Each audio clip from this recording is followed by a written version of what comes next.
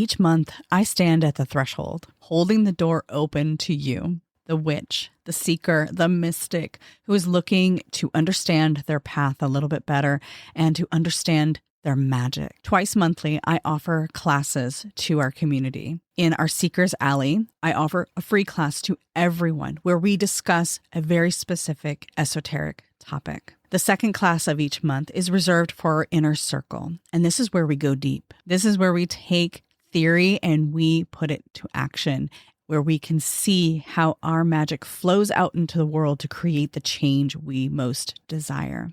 And when you support the Rebel Mystic Coven, you are directly supporting this podcast and the Unbound Priestess podcast, showing me that all the effort that goes into producing each and every episode is worth it and that you love what we produce. I look forward to seeing you in the Coven. I hope you will join me soon. Check the link in the show notes for more information or visit leandrawitchwood.com to join the Coven. This time on the Magick Kitchen Podcast, we are talking about protection magic. I can't believe we haven't done this one yet. I'm Leandra Witchwood. And I'm Elyse Wells. And welcome to the Magick Kitchen Podcast, where we talk about magic, kitchen witchcraft, herbs, and everything in between.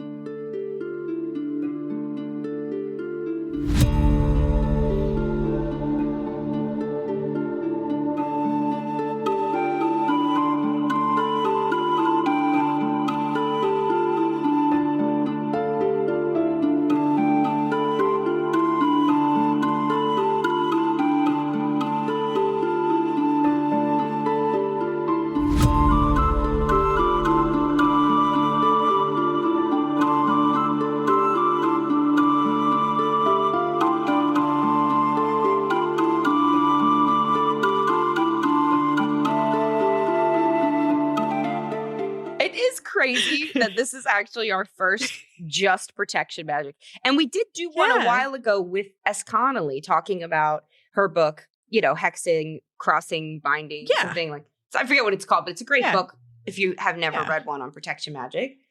And we did one like on energy vampires, but never strictly protection magic. Yeah. What is it? How do you do it? So this is going to be your intro to anything and everything. But also, even if you've been doing this stuff a while, I think it's worth listening to because we might have a perspective on this that you might not have heard. Right. Exactly.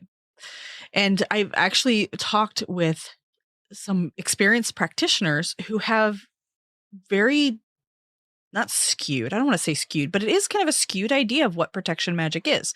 And basic principles of protection magic were missing. So if people in my circle are confused about this work, then I can't imagine that there's not more out there that are confused about this work. And honestly, protection magic is simple. It can be really, really simple. It has some intricacies.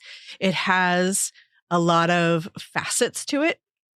But honestly, it doesn't have to be complicated. Yeah. And I think that's what we're going to try and convey here is, what's the philosophy? How do you do it? What's the difference between warding and shielding? That was a big one. That was a big one that I couldn't believe was not completely evident to a lot of practitioners.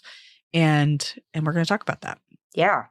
So on that note as well, if you go to ElyseWells.com and sign up for my newsletter, you actually receive my guide to energy protection, which is like an 11-page mini book. And it has lots of different practices, some of which we'll talk about here. Some are sigils and things you can use. So definitely, if you're looking for more resources, you can check that out as well. Yeah, we have them. And if you want to go into one of the witchcraft skill trees, I have one specifically on protection magic. So it goes over a lot of what we're going to talk about here, but more in depth. And I give you some rituals to incorporate into your practice with that. So we have resources. So use this as, cracking the door open and then step through the threshold so that we can help guide you further. I feel like we should start with, I know our list looks different, but I think maybe starting with what we do in the morning, like shielding, actual energy protection, the most practical, I think the first thing any witch should do. Which is shield every morning. Right. So you start with your daily practice first, then I'll go through mine. That way they can get our listeners can hear the difference and how it may be different, but it still works. Yeah. Yeah. So when I first started, this looked much more formal. I would have to stand at the altar. I would need some physical cues to let me know I was actively shielding. So I would light incense, I would ring a bell or use a Tibetan singing bowl. And those sounds and smells and sights and tactile activities would clue my body into this is ritual space. This is protective magic. We're doing this. Now, I've been doing this quite a long time, and I don't have to necessarily drop into that with so much scaffolding.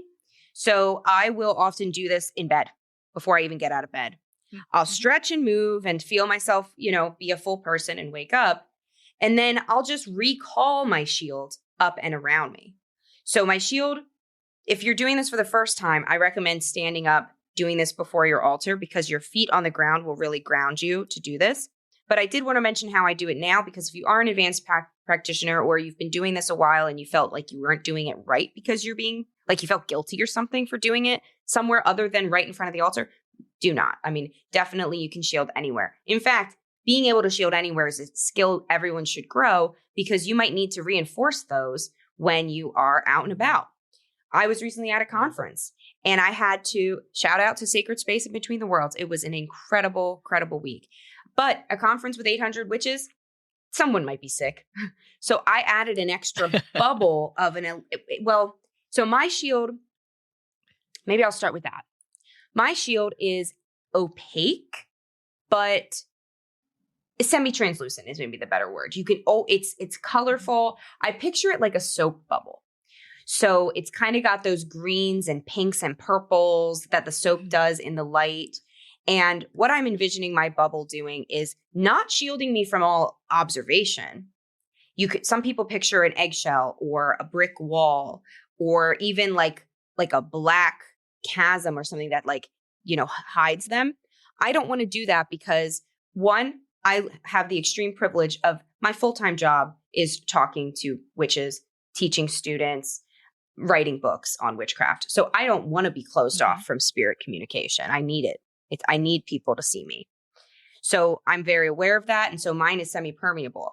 But what it does protect against is anyone who wishes me harm or anyone who is going to leech my energy. So what my intention is when I raise that is anyone who will add to my light, that will raise my vibration, that will bring me joy, that will bring me grounding, that will bring me the harsh truths too, that will eventually lead to joy if I acknowledge them. I want my friends to be able to tell me the truth if they see me, doing something dangerous or something like that. I still want that. It's not about spiritually bypassing all negative things. But I don't want to be a target for a mugger. I don't want to be a target for the trolls on Instagram. I do. I actually send out protection when I post that this will only reach people who it will help. Yeah. So that's how I start my day. And when I was at this conference, I added I didn't know that's what it was going to look like. I was raised up my normal shield and then I raised up something extra to protect against illness. And what came through was actually this thin electric white line that had an orange line on top of it. And that was the outer rim. And it was very spiky and electrical. And when someone was sick or coughing or breathing weird, congested, I would feel it go off like a bug zapper. Like it was zapping the germs. And I was with one of my coven members. Shout out to Ember Faye Magic. She was with me. And I wanted to keep her protected too. We're sharing a room. So I was sending it out to her. And when she would come back, if we were in different sessions at the conference and she came back together with me, I would make sure my bubble went back around her. And sometimes it would zap some stuff. Like she maybe picked up something I didn't have. So that's the kind of third eye energetic awareness doing repeated shielding practices will give you, is what it actually feels like when it's up. And it will sometimes surprise you. I didn't know it was going to be an orange bug zapper, but that's essentially what it did. And it was amazing. I would just be enjoying a lecture, taking notes, and I'd feel this. Zzz, and I'm like, oh, thank you. I don't want to get sick.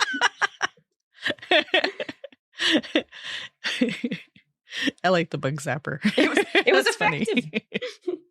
Yeah. And for me, when I wake up in the morning, so before I go to bed at night, I put up a shield so that if I astral travel in my dreams and I'm not intending to, that I'm protected always. And for me, I see things a little bit differently. So for me, my day begins when I go to sleep. It doesn't begin when I wake up. I know it's weird, but this is when I protect myself. So while I'm laying in bed, getting ready to go to sleep, that's when I put up my barriers, and so that I can roam, that I can do the things I need to do. So I can meet the spirits that I need to speak with. I can do the things I need to do in my sleep but I'm protected while I'm doing it. So I'm not getting in harm's way. I'm not bringing anything home. And then when I wake up, that's when I do a quick cleanse. So I do a quick energetic sweep. I'm a Reiki master, Celtic Reiki and Utsui Reiki. And so I do the Reiki sweep. If you're familiar, you know what that is. And I do that before I get out of bed. And sometimes it takes a while, you just, depending on what you've been doing, how many dream encounters I've had, if there's any kind of strife, especially in the dream land. So this is funny. I'm going to tell a story. So the other night I had a dream that I was punching a racist in my dreams. What a beautiful Literally dream. laying him out on the table and punching the hell out of him. And so when I woke up from that, I'm like, oh yeah, that was intense. So there was a spiritual battle there that I had to go through. And I cleansed myself of that when I woke up. And like you, Elyse, when I first started this, my first part of my journey was very ceremonial. It was very elaborate, very structured, check all the boxes, right? And as I've aged in my practice and as I've matured in my practice, like things have become very, very simple. And they work because they work. They work because I know they work, and there's energy there, and I put the energy behind it. And I think coming into that space where you just know it's going to work because you trust it. And I think that's why things got simple, is because now I trust myself. I trust my work more. I trust my energy more. So it becomes very simple. Yeah. And before I get out of bed, it's a quick energy cleanse. And then I ping my wards in my house. So we're going to talk a little bit about what the difference is between a ward and a shield, because I think it's so important. And I know this is kind of a disconnect in a lot of communities that our younger practitioners or newer practitioners don't seem to know what the difference is. And so what I do is I ping my wards to make sure that they've got adequate energy, that they're active and working.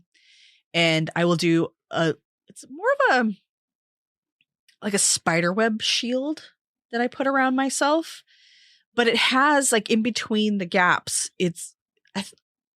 Maybe it's because I'm a Star Trek fan, next gen fan, but there's almost like an energy field between the gaps, and that acts like a filter, so that like you, I can stay connected to spirit. I can get the downloads. I can get the inspiration. I can get, meditate and get the communication, but I'm not getting the junk.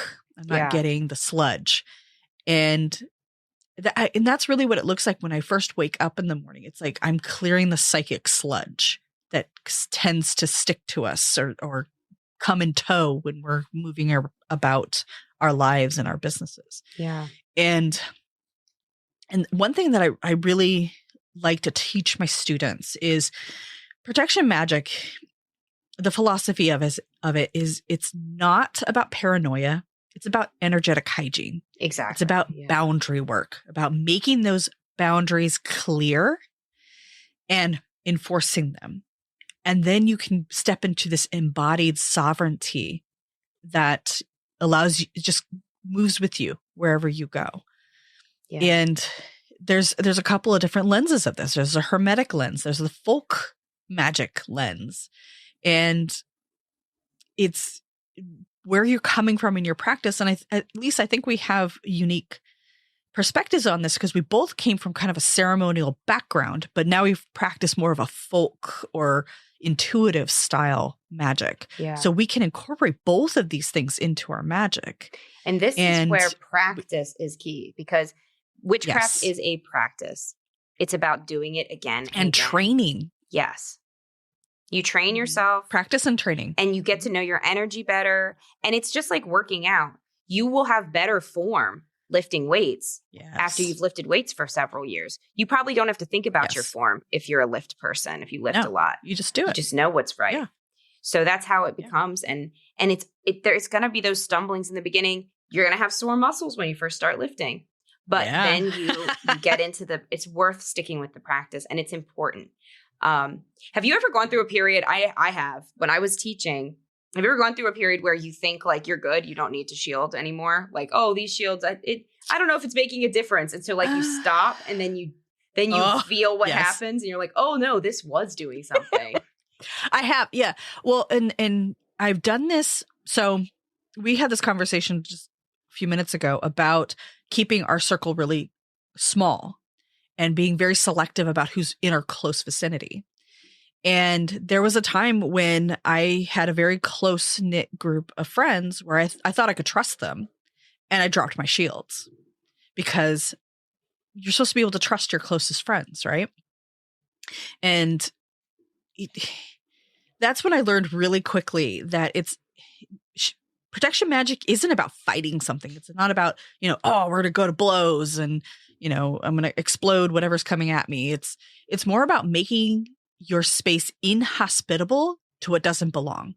And when I started raising those shields again, because I realized like my energy was off, I was disconnected. I wasn't things weren't working right. When I started raising those shields again and I saw who was falling away, then I realized, oh crap, there was not a real connection there. There was something they were siphoning from me that I was allowing because my boundaries were too loose.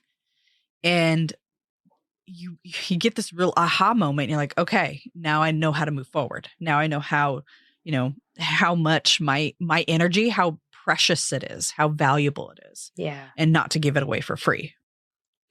It's so interesting you mentioned that about being around the right people and your shields going down, because when you said that, I actually had a twinge of guilt because I don't put my shields down pretty much ever unless I'm in my home. If I'm in my home, I feel like I won't reinforce my shield throughout the day because, again, the wards are there, which we will talk about them. Yeah. But I actually noticed it at the conference, even when we were alone in our room, my orange spiky thing was still up. And I think that was a good idea, not because I don't trust Ember. I love her with all my heart. But we don't want illness. And we don't want illness. I don't know what's in the room. I don't know what's in the air vents. Yeah. Maybe they don't clean them very much. Cool. So it's not about the people around us. And I thought it was interesting. I just wanted to reflect that to the audience, the guilt I felt at your saying that. Because I think as women, those of us socialized as women, assigned female at birth, that we're told to like be accommodating with our energy and our time way more than men are. And our, I mean, we're caretakers.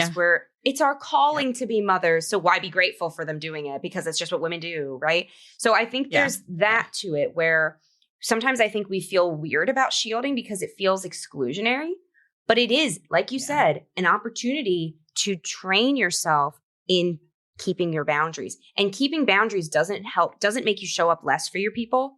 It allows you to show up more for your people because you're not drained. You're not burned out. You're not going to disappear half of the month because you need to recharge after showing up for everyone too much. You'll be there present in their life all the time because you can show up for yourself and them.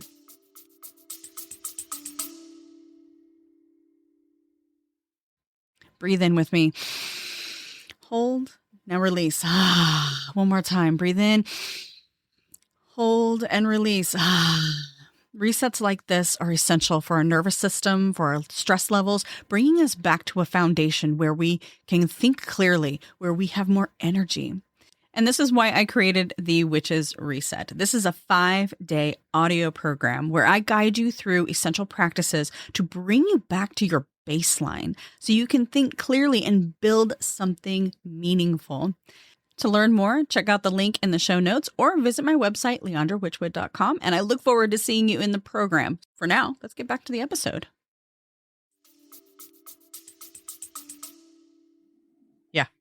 Yeah. And that's where boundaries make us more autonomous, more free, more sovereign, is because we're holding those boundaries so people know where they stand with us. And it's not about being selfish. And I think that's something that a lot of us, from that programming, from that societal messaging, oh, if you're not giving yourself to other people 100%, then you're being selfish somehow. Yeah. Oh, how dare you take 2 hours a day? I'm taking this from my own personal example, because when I wake up in the morning, I work, but I need at least 2 hours a day. That's me alone time. Absolutely no contact with anybody. Most of the time I'm either at the gym or I'm walking. So headphones on, I'm not talking to anybody. And that is part of my self-care routine, but it also bleeds into my protection routine. Because if I don't have my faculties, if I don't have my energy balanced, I can't erect my shields. Okay, so wards versus shields. Let's talk about that, because that's something that I realized newer practitioners are not getting an education in. They're not understanding the difference. So a ward is a fixed, anchored protection or energy barrier, typically for protection. You can put wards up for specific purposes. So I'm warding against loss of money. I'm warding against intrusive relatives. So you can ward your house, you can ward your car, you can ward an amulet that you wear around your neck, you can ward clothing, you can ward your desk at work. You can ward all of these things that you're putting up a physical, you're putting up a energetic barrier around a physical space. This is, you can tie it to a threshold, doors, windows, your hearth. These are long-term. They're not something that you have to energetically feed in the moment. And they're often spirit assisted. So maybe your higher self is help feeding that. Maybe your ancestors, maybe your spirit team in whatever way, shape, or form. I have wards that are plants. They are physically plants that grow up near my doorway. If you've been listening to the podcast for any amount of time, you probably have heard me talk about blackberry. Blackberry is one of my wards, and it is an alliance between me and that plant spirit. And that plant grows up around my doorways, and it has served its purpose. If it doesn't like your energy, it will grab you. It'll cleanse that energy away from you before you enter my house.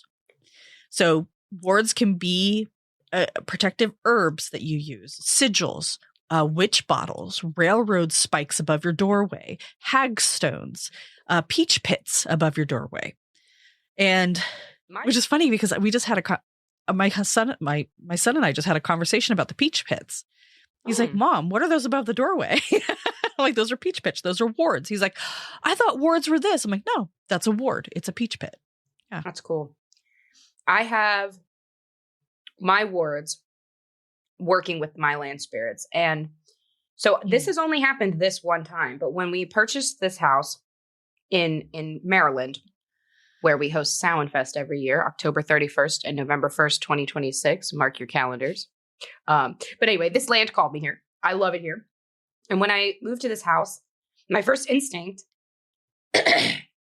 was to clear the home and, get to know it. And so I thought I would do a ward right away. And it was very clear not to do one yet. So I waited a little bit, and eventually it felt right, but I still didn't know what to do. It was really unclear how this space wanted to be warded. And I've warded differently everywhere I've lived. So when I lived in Greece, I warded with seawater. And I mixed that with some stones and then put those at places at the corner. And then I mixed a little bit of seawater with water, the same seawater with real water, and watered the plants that grew at those corners. Because in Greece, we already had, it was just filled with, there was plants everywhere, natural plants. It was jasmine, which is a vining plant, which is very protective, and basil, which is a prosperity plant. So again, very protective. Yes. So it was kind of built in. The wards were already there. So I just watered them and then blessed the space and used the salt to kind of clear and make like a circle around the house. And then they supported itself. Here, I knew that wasn't going to be the way because we're not at the seaside. So I wasn't sure what to do. So I asked the land and I didn't get a clear answer. So that night in my dreams, the land spirit came. It was like the spirit of this house. I actually think, so side note, our house was built here in like 1908 to 1910. And the first family who built it and then lived here, all 4 of them died here. There was a pair of parents, a daughter and a son. Both daughter and son never married, and they stayed in the home until their deaths. And I've never felt the son, incidentally, or the mother that I know of, but I feel the father who built the home and the daughter, her name was Mary, all the time. She specifically, I will feel here in the attic, which is funny, where I record from. Yep. And so I think it was her who came to me in my dream. I originally thought it was Inanna, but she looked so different. And I wrote about this on Substack. So if you look at my Substack, I have this whole story written up there, a little nicer than I'm sharing it now. But now I've been thinking about it since then, and I think it was Mary. So anyway, woman comes to me in my dream and shows me this pile of quartz stones that's behind our shed.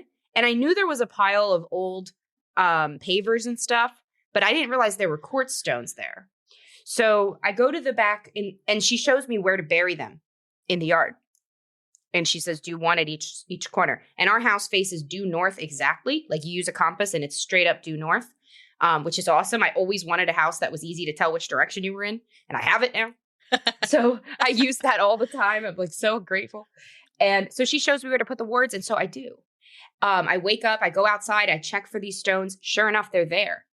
And I placed these wards. So our wards are quartz stones. Our town here is built on a quartz deposit. So I'm quite sure these stones are from this land. And they're very rough. You know, they're not fancy at all.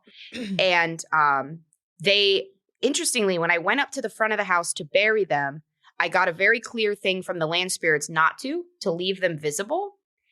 And the one that's on the right side is by a house that has some people living in it that I don't necessarily trust.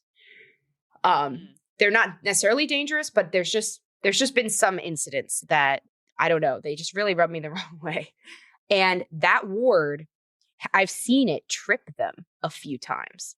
And I've seen it roll out of place. And I go back over to move it and I feel it's different. And I have to kind of replace it and like re-bless it to do that. So, and now let me say this too. When I placed the wards, before I did, I gathered the stones. I went to the dead center of my land. I blessed them on the full moon. So I left them out all night with full moon water and under the full moon light. And then in the morning, I poured some of that full moon water over them again. I blessed them with incense and then left the rest of that incense to burn as an offering there in the center of the land. And then I took those stones to each of those 4 points and placed them or buried them as I was told to by the land. And I know that they're working because the other 3 haven't ever had an issue and all of those neighbors are fantastic. But this neighbor, interesting. Yeah, I don't want to go into it on the podcast, but we've just seen some things that, yeah, not great. So, so I'm hoping they move. Also, I've been manifesting that because our neighborhood is fantastic. It's really unusual to have somebody iffy. But the wards are keeping me safe and I'm not worried. Like we've really never had issues that we could have had with them. And I know it's my land spirits protecting me. Yeah, absolutely. And I like to think of wards as like installing that security alarm, that security system. Yeah. Either in your home or at your desk. That way, not only will they help protect, but they can also notify you if something's been messed with. And then you can refresh, realign, and ignite them or reestablish them so that they're always there. And so think of these as like they're sedentary normally. They don't move around. Where shields, they're personal, they're mobile. So they're going to be something that you typically put around your physical body or around a physical object, something that might not be in one place all the time. So they could be aura-based, they could be situational, they can be in any shape that you like. When I'm out, like at the grocery store, I typically put up a mirrored egg around myself, and my shields will change where I'm at because I don't know. I like variety. And they're typically reflective. So if I am in a situation, like at the grocery store, there's a lot of people, a lot of energy. I'm very empathic. I'm double Pisces. So I absorb all that stuff, and it throws me off if I'm not careful. So I put up an egg shield, and it's typically like a gold reflective surface. So if people are irritated, if people are in a rush, if there's something going on that is going to disrupt my energy, I'm bouncing it off of me. And that's my typical shield. But like I mentioned, the spiderweb one, that one I use in spaces when I'm around people that I'm close with, because I want to let the things in, or when I'm sleeping, because I want to let the things in that I want to let in while blocking the things I don't want. Or I will modify it, and I will make that film or that shield, the energy shield that I put in between the spaces, I will make that a cleansing agent. So that if something comes through, it is being cleansed of anything that's not serving me, or that's going to disrupt me, or it's going to throw me off. And yeah, I have so many different shielding exercises because I like variety, and I feel like that helps renew the energy too. Now, the thing with shields is you're constantly pouring energy into it. You have to remind yourself it's there, and you have to remind yourself to reactivate or pour more energy into it. And that usually comes from you or the spirits you're working with.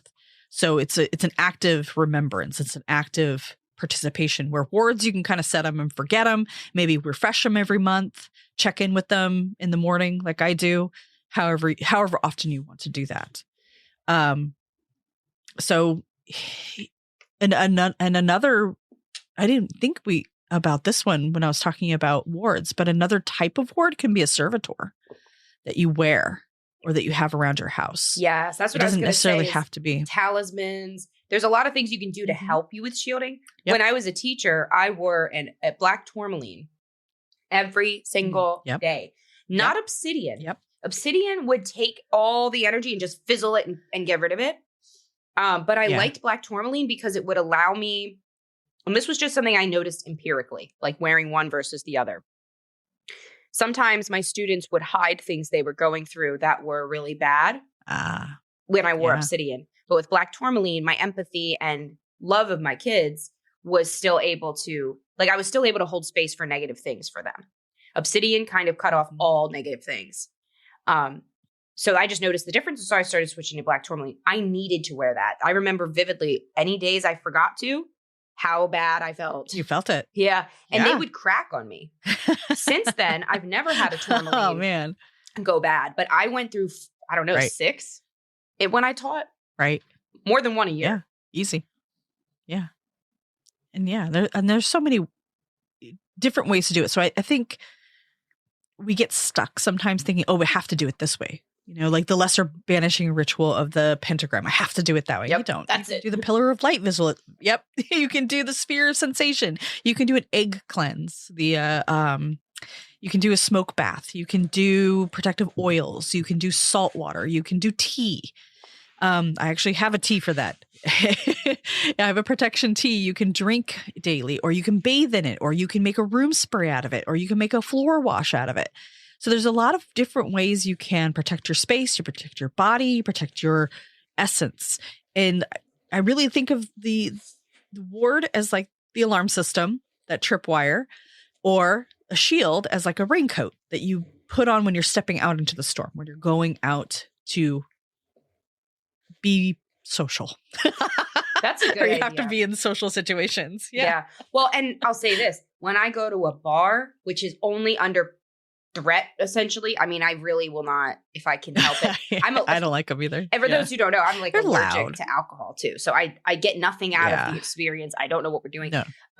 The last couple it's loud. times, You can't talk to anybody. Yeah. Yeah. I won't get into it here. I did an Instagram post about it. The last time I went to a bar, it went horribly, just awful. But anyway, going to a bar, I will put up a brick wall. Like I want to be so invisible that people run into me because they don't see me there. Yes. Yes. Which is annoying, actually. That does happen. I literally get elbowed constantly. But it's better than being like observed. You know what I'm saying? Yeah. Yeah. Ugh. Yeah. Karaoke bar. Let me put it that way too. It was like it just that's the only time. And I think that's the importance is know your shields, know your energy so you can have variety. And I did want to speak to what you said about like reaffirming them throughout the day. If you're wearing a necklace, that's as simple as touching the necklace. So reaffirming them doesn't have to look like, okay, I need to go to the bathroom, bring my travel altar. Like it's no. Yeah. It's very simple, quick. And especially if you work with servitors, you usually have like a command word. Well, tell them what they are, because I guarantee most listeners don't know what they are. They are such an archaic magic. Maybe that's a whole other podcast episode too. You know what? Give them a quick one, and then let's do that. Let's do a whole episode for them. Okay. So a servitor is essentially a vessel you put energy into that does a specific task for you. So it can be a locket, it can be a crystal, it can be a doll, it can be a hollowed out apple, whatever you command. And it is your energy that you're kind of not breaking off, but you're infusing into that object with herbs. You can use a command word, you can use an incantation, whatever you like. You're putting it into that object and you're placing it somewhere. So if you're wearing it around your neck, maybe you're putting it at your thresholds, maybe you're putting it at your windowsills, maybe you're putting it at your hearth. And you command it to do a specific job with specific terms. And when we go into the episode about servitors, we can talk about what those terms are. But it does its job, and you can have it do it indefinitely, or you can have it, okay, you're done after X number of instances, or you're done when the instances are no longer evident, however you want to do it. And the energy that you infuse into that object will automatically go out and do the job. So protection. If it notices that there's energy in the house that does not need to be in there, it'll throw out a shield or a ward or an energy blast that pushes that energy out of your home or at work, especially at work. I think they're really useful at work, so that you're not constantly having to think about it. There's a trigger there that you set into the ritual that sets it into action. Yeah. So let's do an episode on that, and we'll talk about that further, because there's a lot of, it's fun. I think they're fun, honestly. Yeah. But they're different than fetishes in that you're not infusing the object with an external energy, a godlike energy, or an entity outside of yourself. It's part of you that you're putting into this object to do a job. Yeah. Which we might call a fetch. It's similar to a fetch. Yes. But a fetch is recalled right away.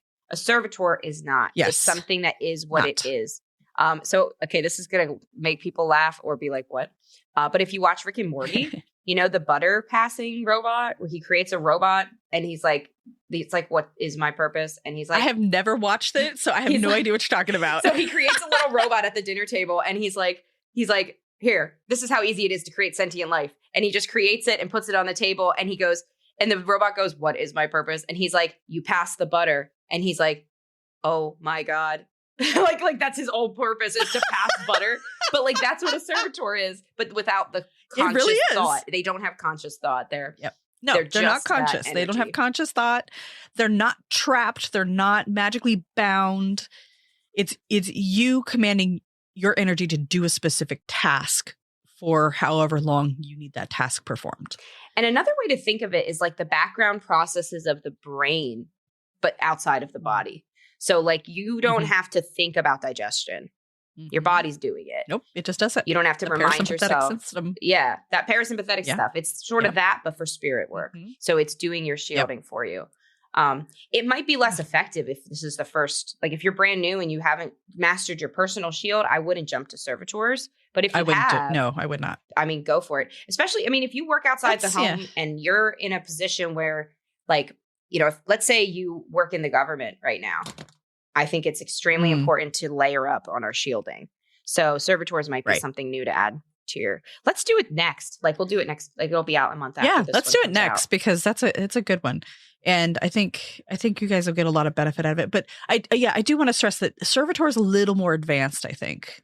Yeah, definitely, like you said, get your energy balanced and aligned and make sure you know your power first. I mean, it doesn't have to be 100%, but I would definitely work with your energy first more in an intimate setting and understand your energy, understand your power before you start infusing objects with your power.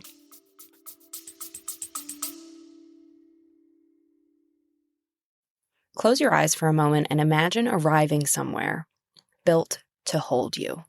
Stone paths leading to hidden caves of the goddess. Salt water clearing away old patterns. Long tables of food and friendship shared beside a sunset. Temples of the old gods. Alive in and around you. You are invited to join me in Greece on an in-person pilgrimage through ancient temples and landscapes where women once gathered to grieve, rest, and remember themselves. We travel to the Temple of Artemis, Hecate's cave at Elyse. We swim inside a temple of Hera and enter a hidden goddess cave and sacred sites to Aphrodite and Medusa. Our days are shaped by land, water, and ritual. Our nights are spent at a private villa with expansive views, a private pool, deep rest, and exceptional food prepared with care. This retreat is for women and non-binary seekers carrying exhaustion, grief, or a long history of holding it together. Join us at ElyseWells.com/feminine wound, where spots still remain. The land can hold it. Come to Greece and answer that call to heal. So we want to close out here. We have a few more practices that we want to teach, but I think they're their own episodes because as we started recording and realized, we're like, you know what, that we could talk for another hour on. So we're going to give you just two more, and then we'll be back with the rest. But let's talk about binding and banishing, because quite often people think of those as baneful magic. But if you're doing your banishings correctly, they're not that different from a shield, but specific to a person. So the times in my life I've had to banish, I've also had to bind. And what it means to bind is to keep them, literally bind them up, keep them from doing that thing. You're not keeping them from doing all things. You're not imprisoning that person. That's why you're not harming them. But you are binding them from harm. So they are now unable to harm you. So I'm going to say this up front too. If you are binding and banishing somebody, you have to do all the reality things to bind and banish them too. You have to block them on socials. You have to delete their number and block them. You have to, maybe get a restraining order, maybe if it's that serious. And I always add a contingency in my bindings and banishings that I will never see this person in the flesh ever again. Ever. I will never physically run into them. And I will never come across them on social media. They'll never come across me.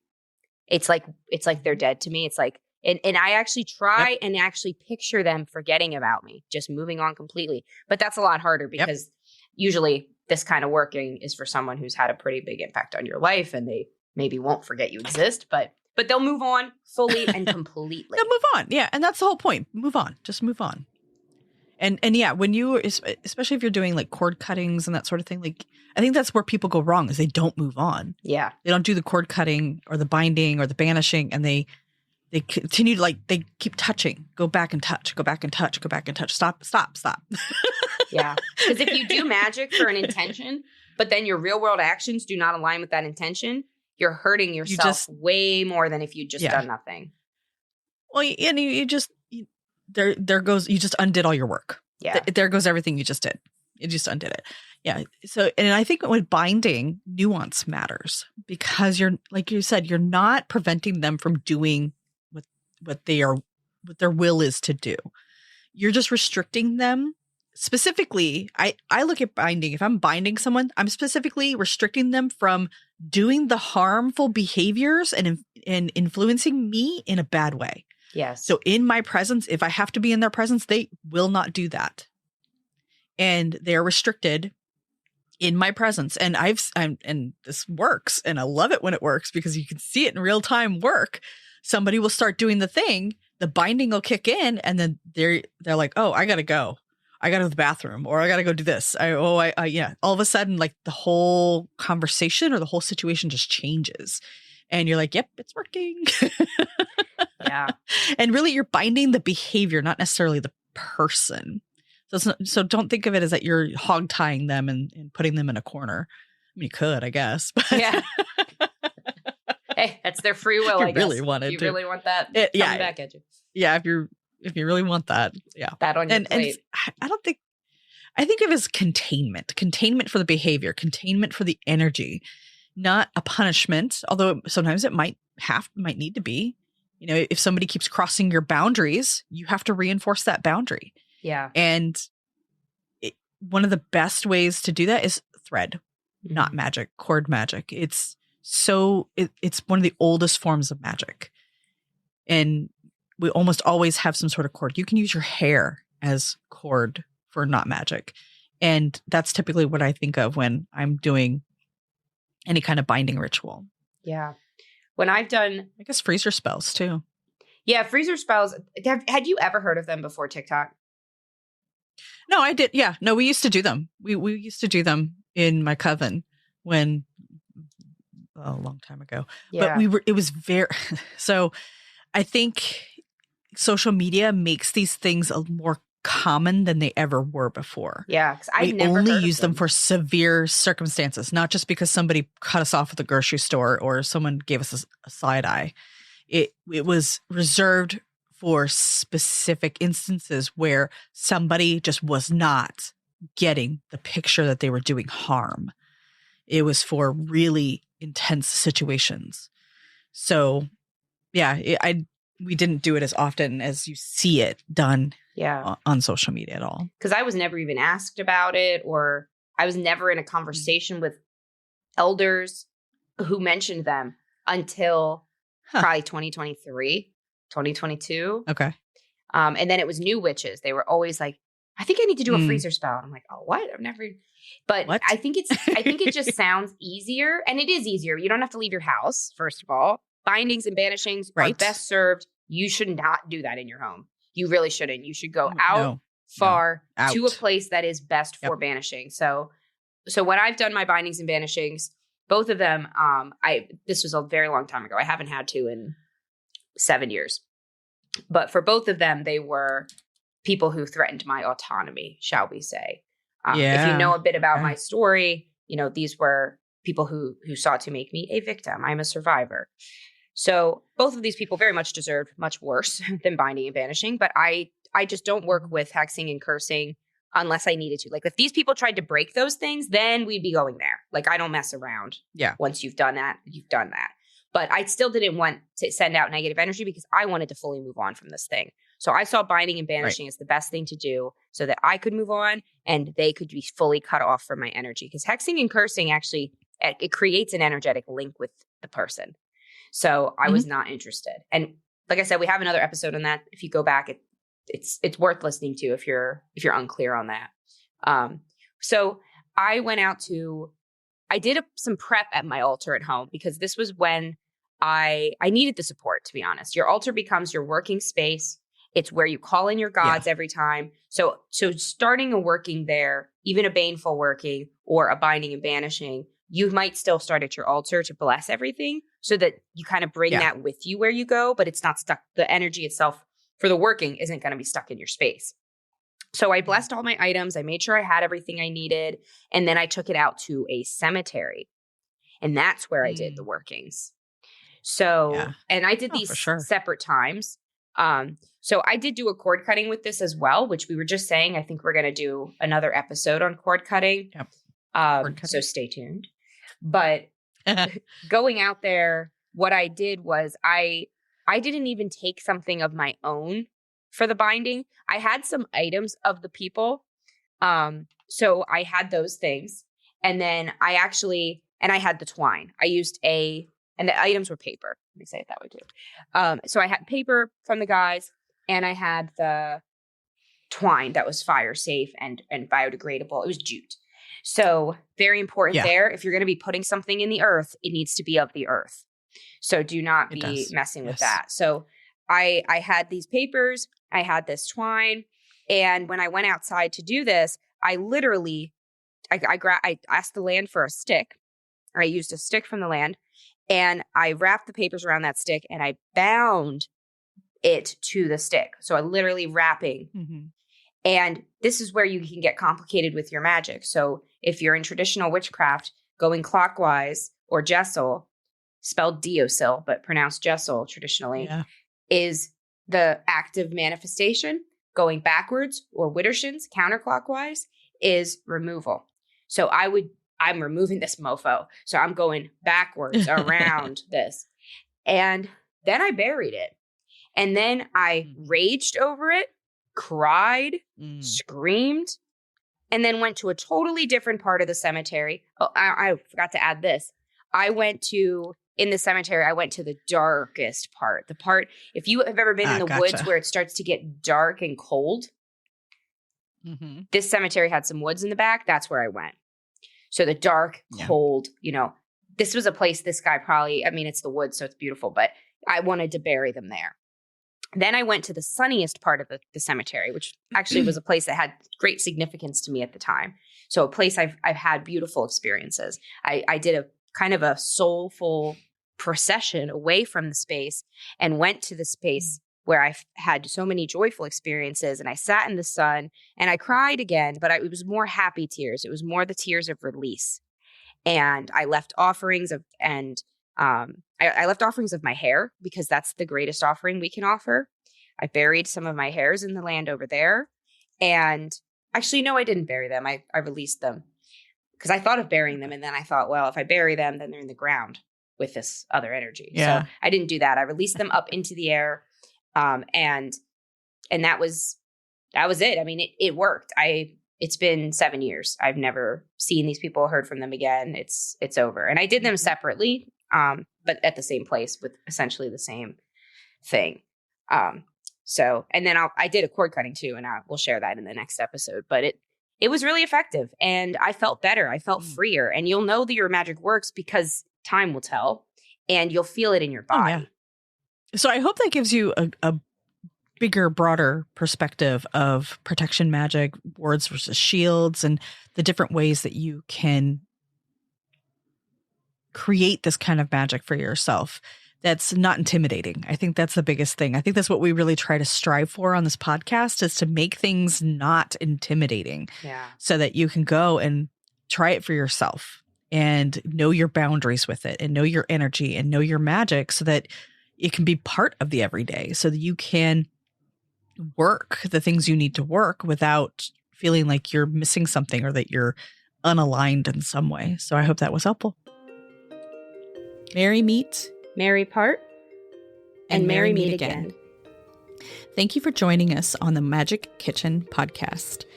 Please visit my website, leandrawitchwood.com, for news, information, and more episodes.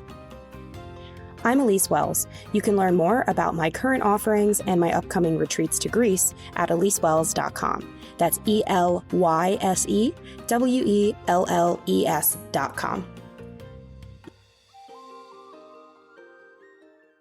Did you know you can get a free reading from me every single Wednesday at 10 a.m.? Join me in my live devotional space for Sacred Wild Wednesdays. We gather live on a webinar for free readings with oracle texts and tarot decks, magical musings on the moment, and some grounded spiritual guidance rooted in land. If you're craving a pause, a recalibration, and some community, you are so warmly invited to join us. Visit ElyseWells.com/SacredWildWednesdays to register and get the link straight to your inbox every Wednesday.